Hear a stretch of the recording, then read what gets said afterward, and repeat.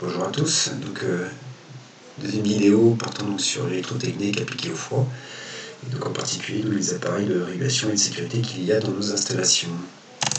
Alors prenons une installation, donc je veux maintenir 0 degré dans une chambre froide par 30 degrés extérieur. Je vais installer un système frigorifique qui sera composé d'un évaporateur, d'un compresseur, d'un condenseur, souvent une bouteille de liquide, enfin systématiquement une bouteille de liquide dès lors qu'on a un détendeur thermostatique. Donc là je ne vais pas représenter avec son bulbe, mais bon, sous-entendu que c'est ça.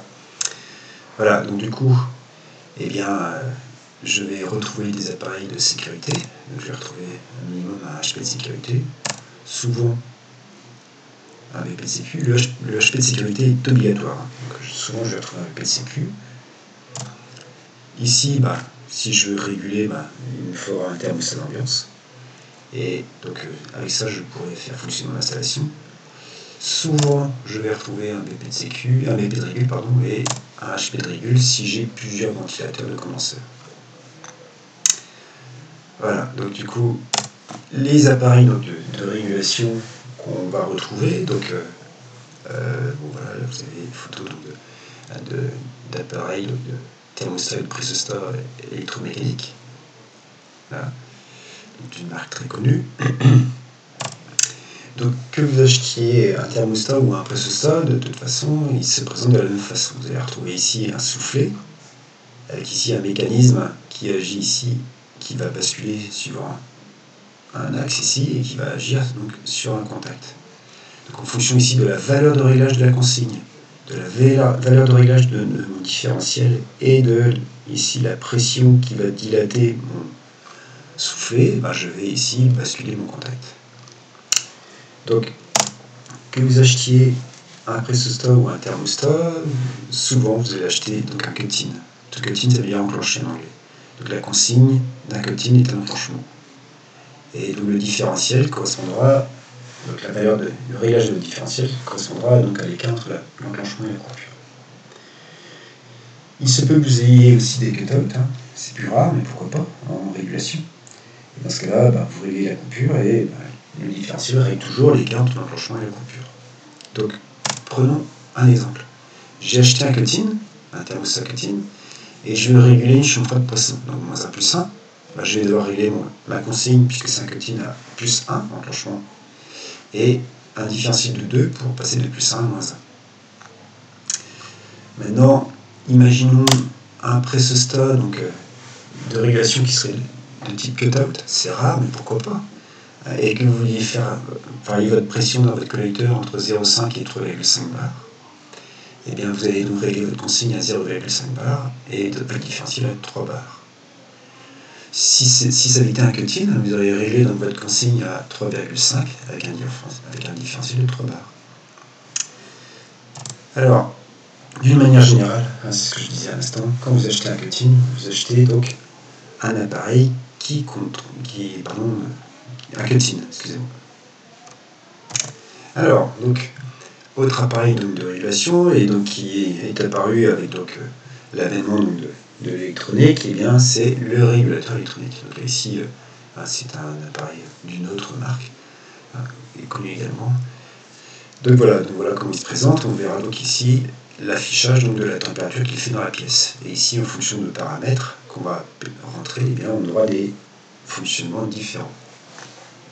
Donc, du coup, si je regarde le schéma électrique correspondant donc à ce régulateur, donc si je viens l'alimenter entre les bornes 1 et 3, entre phase et lettre, si je viens raccorder 1 et 3, suivant la température ici de la sonde d'ambiance et de la sonde de dégivrage qui sont dans la chambre froide, qui sont raccordés entre 10, 11 et 12, et des paramètres que j'ai rentrés moi dans le régulateur, et bien ici je vais avoir entre 13 et 15 la sortie froid. Alors ici c'est un symbole compresseur, mais c'est pas forcément le compresseur qu'on attaque, c'est la demande de froid.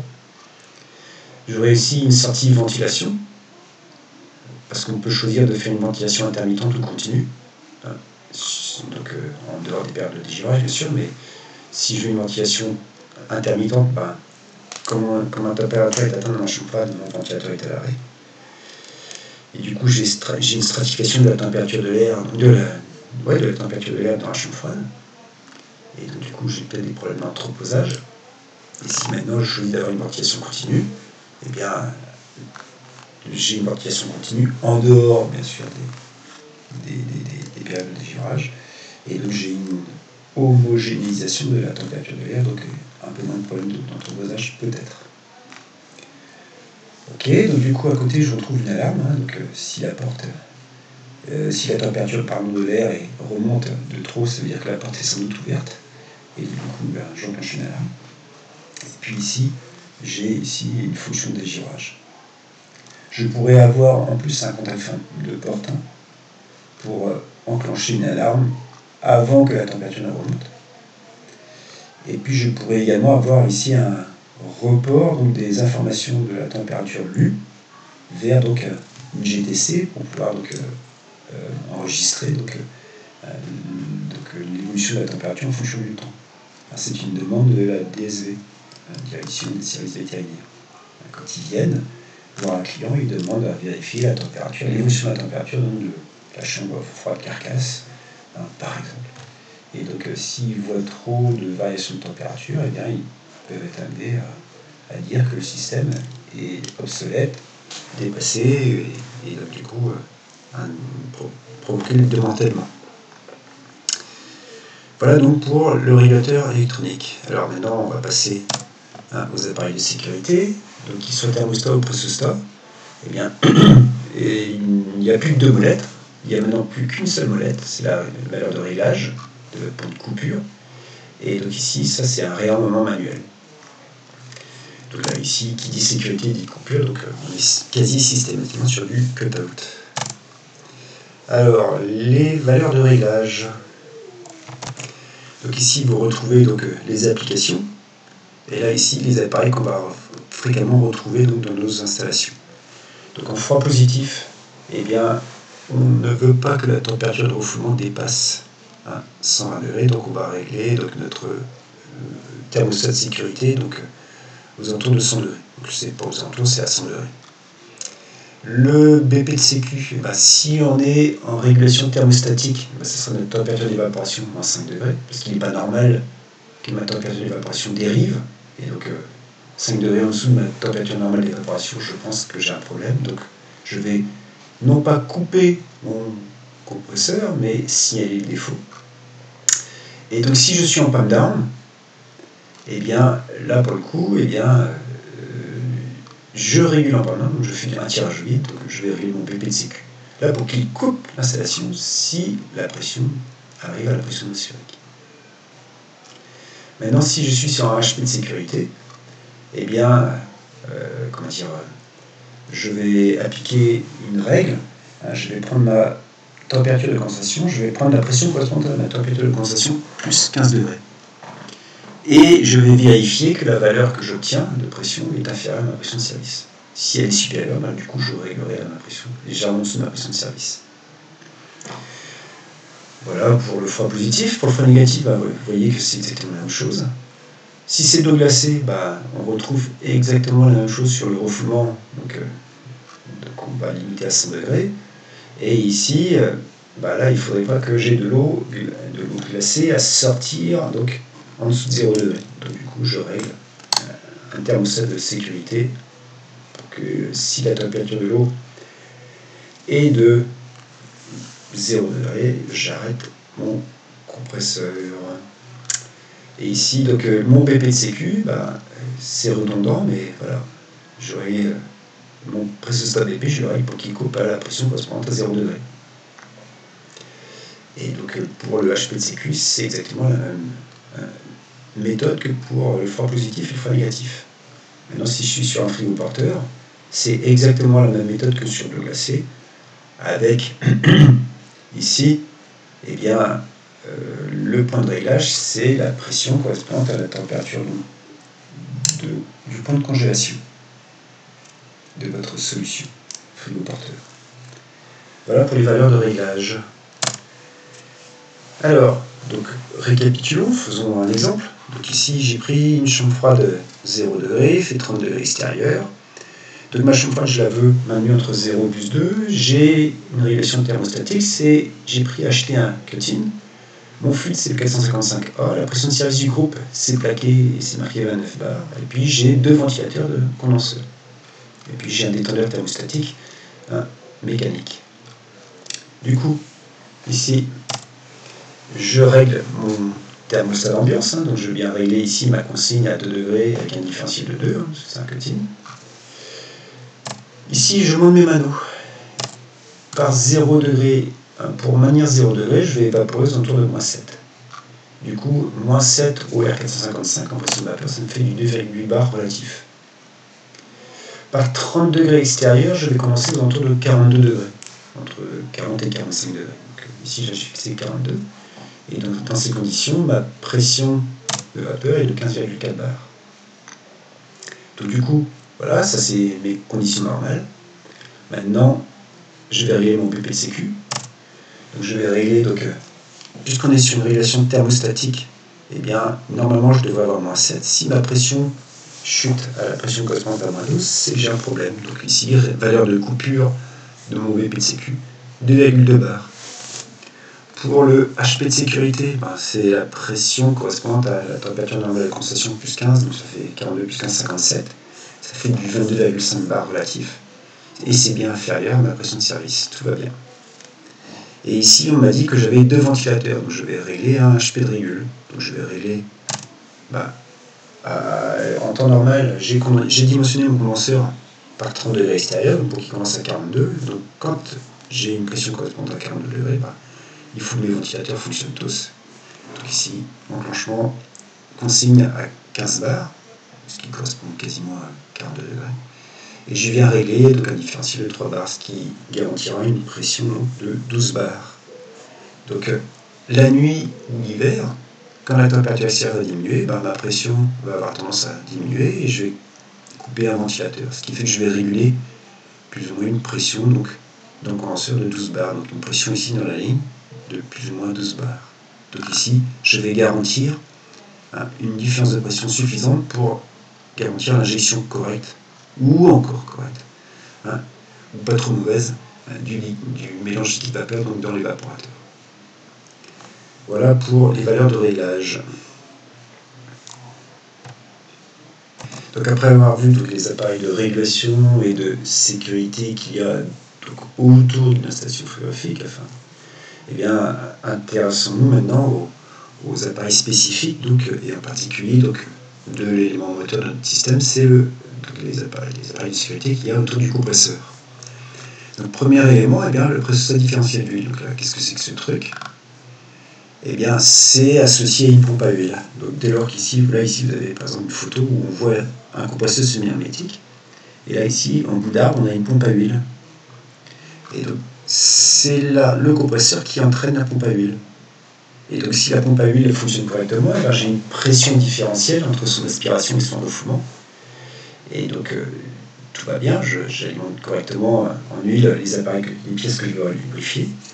Et si maintenant je n'ai plus de pression différentielle, ça veut dire ou que mon compresseur est arrêté ou que ma pompe est cassée. Donc du coup ici j'ai un processus différentiel d'huile qui est là pour contrôler la pression différentielle. Donc on voit ici un piquage là et un piquage en dessous. Voilà. Voilà pour le processus différentiel d'huile. Le voilà ici grossièrement. Donc du coup ici vous retrouvez le piquage qui est piqué sur le carter de compresseur, c'est la VP, et là ici le refoulement de la pompe. Et donc en temps normal, quand le compresseur est en route, eh bien j'ai une pression différentielle. Ici j'ai une pression de refoulement qui est supérieure à la pression du carter, et donc du coup tout cet ensemble manœuvrant autour de cet axe, et bien ici voilà ce qui se passe, et donc du coup je suis en train d'appuyer sur un contact qui est de toute façon fermé.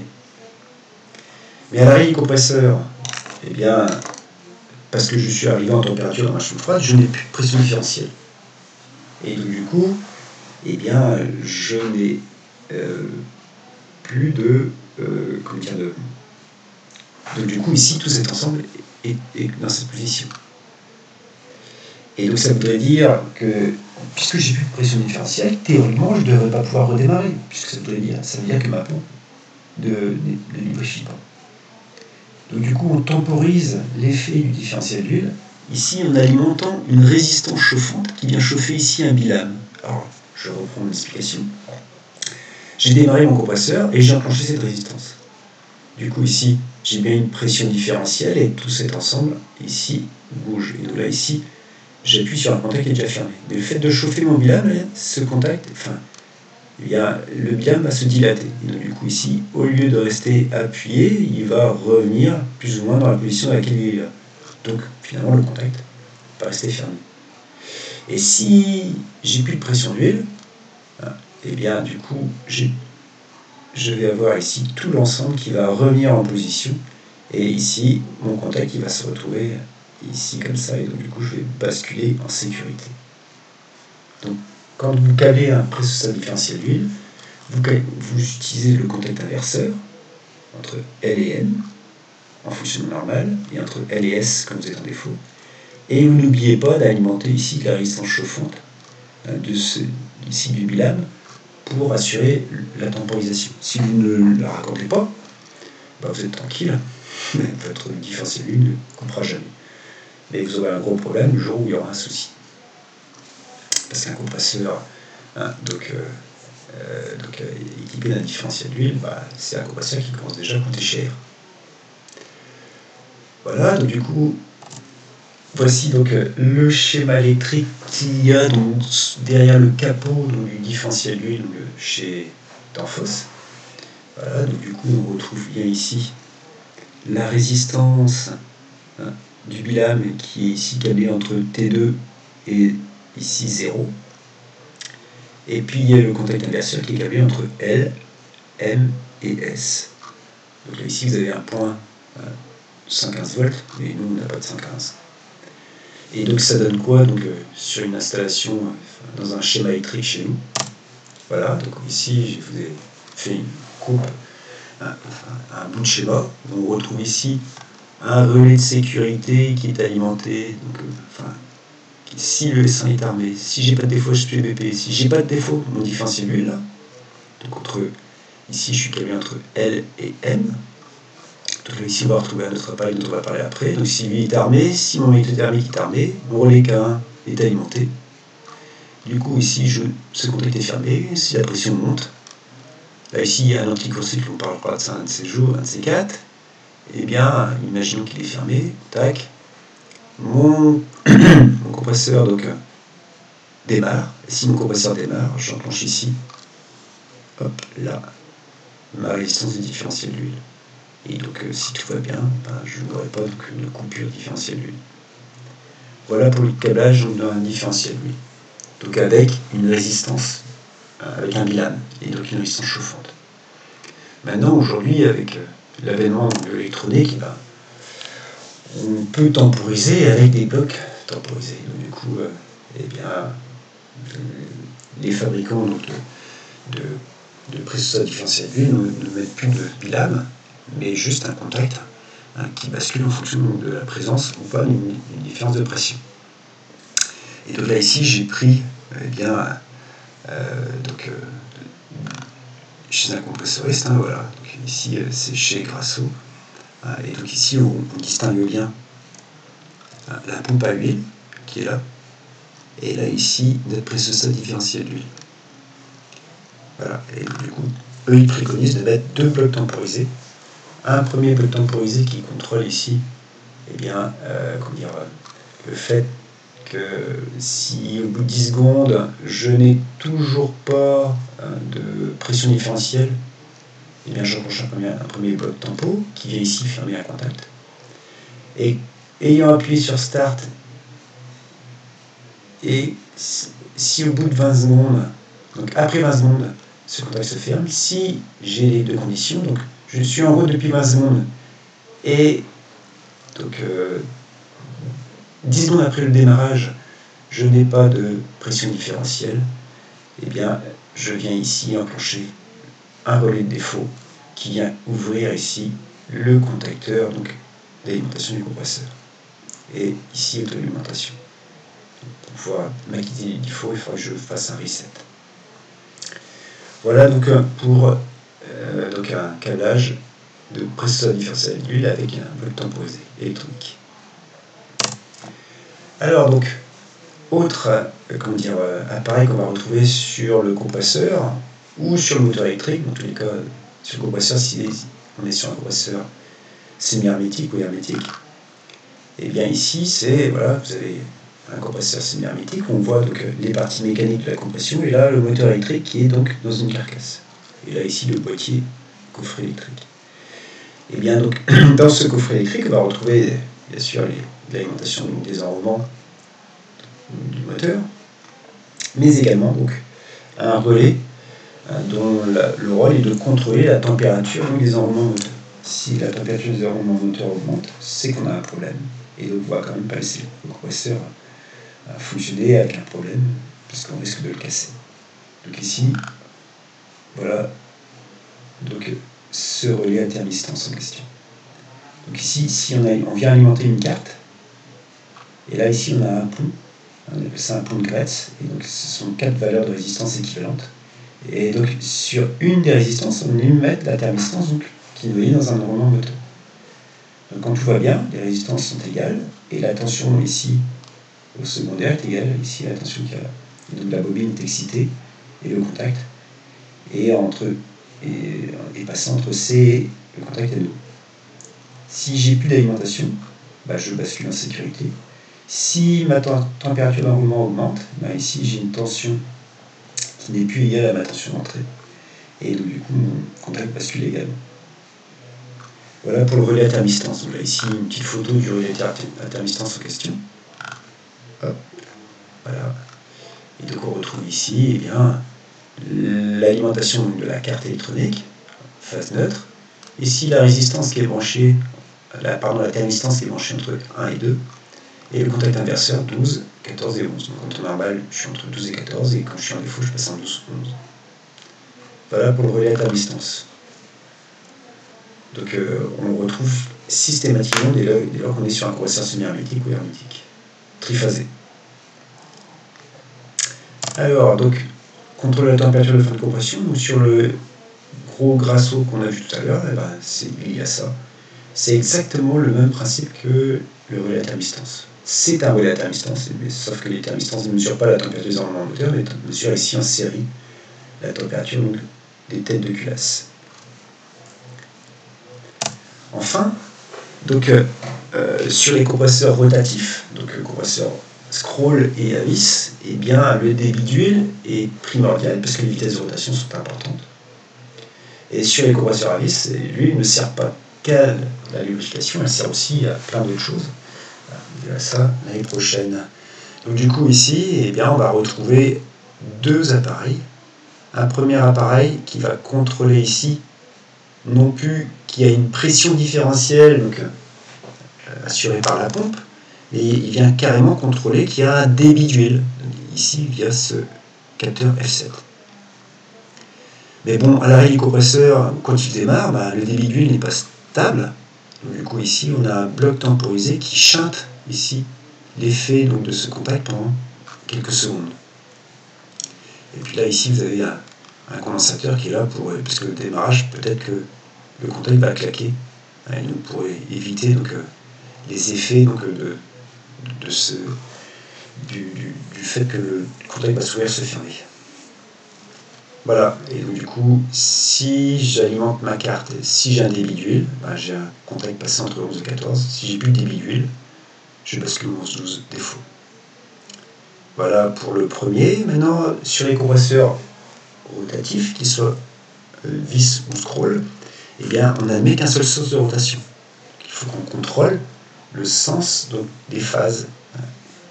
Vous savez bien qu'en inversant deux phases, vous inversez le sens de rotation de votre moteur. Donc, il ne faudrait pas que la première mise en service, vous mettiez le moteur à tourner à l'envers, ou qu'après une modification, le moteur veuille tourner à l'envers. Donc du coup ici, on vient tout simplement raccorder les trois phases telles qu'on les a branchées sur le moteur. Et donc du coup, on vient contrôler que le champ généré entraîne bien le moteur dans le bon sens. Et si le champ généré entraîne bien le moteur dans le bon sens, bien sûr ma carte est alimentée entre phase et neutre, j'ai ici le contact est passé entre 11 et 14, et si le champ généré n'est pas le bon, je passe en 11-12 défaut. Voilà pour les appareils de sécurité qu'on retrouve sur nos compresseurs. Alors en conclusion, vous devez avoir sélectionné vos composants principaux pour savoir s'ils disposent d'appareils spécifiques de sécurité. Donc du coup, on ne fait pas un schéma électrique sans avoir fait la sélection de son matériel. Et maintenant, vous devez définir votre analyse fonctionnelle pour concevoir votre automatisme de fonctionnement. Voilà. Une bonne fin de journée, à bientôt.